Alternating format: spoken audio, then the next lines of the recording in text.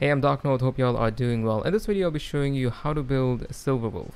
The most important stat for Silverwolf is effect hit rate. So let's talk about how much effect hit rate she needs. So if you don't know how effect hit rate and debuffs work in this game, it's basically dependent on the base chance plus your effect hit rate and the enemy's effect hit resistance. So for Silverwolf's ult to land 100% of the time, if you have this at level 10, you're going to need 67% effect hit rate. For the skill at level 10, you're going to need 97% effect hit rate.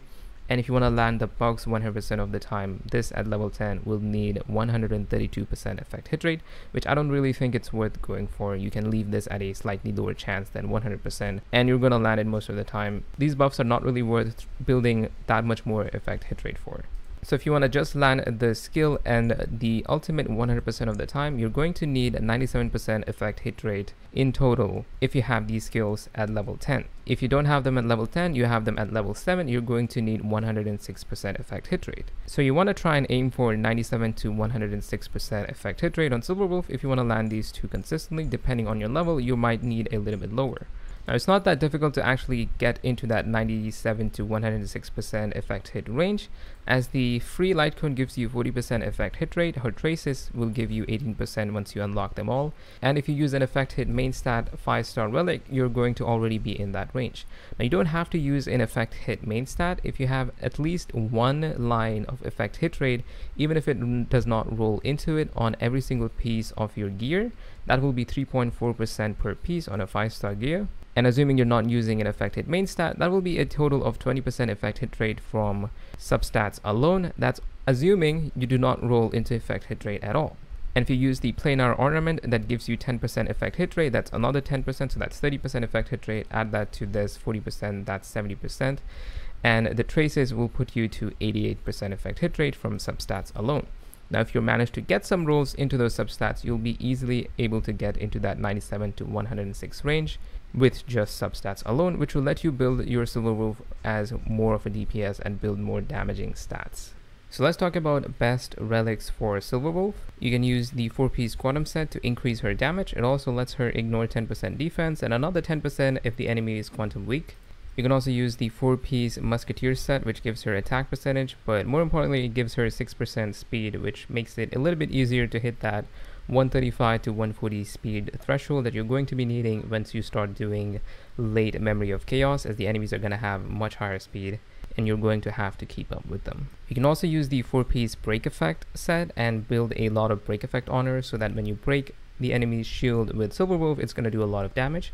Is especially going to be good in late Memory of Chaos, as the enemies are going to have a lot of health and are going to be very high level. So that is a build that you can consider going for if you want to. For the planar ornament sets, you can go for the Pan-Galactic, which gives you 10% effect hit rate, which will help you hit that 97 to 106% effect hit rate threshold.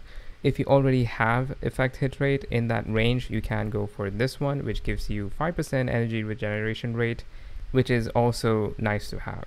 So let's talk about the main stats for the relic sets. For the body, you can go for effect hit rate.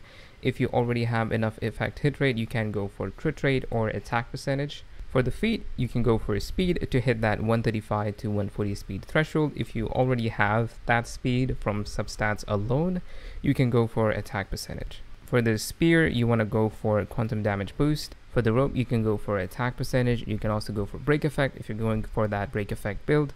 And you can also go for energy regeneration rate. So let's talk about best light cones for Silverwolf if you don't have the event light cone because you're using it on someone else or you're watching it after the event is over. And the best option would be the signature, which gives her effect hit rate as well.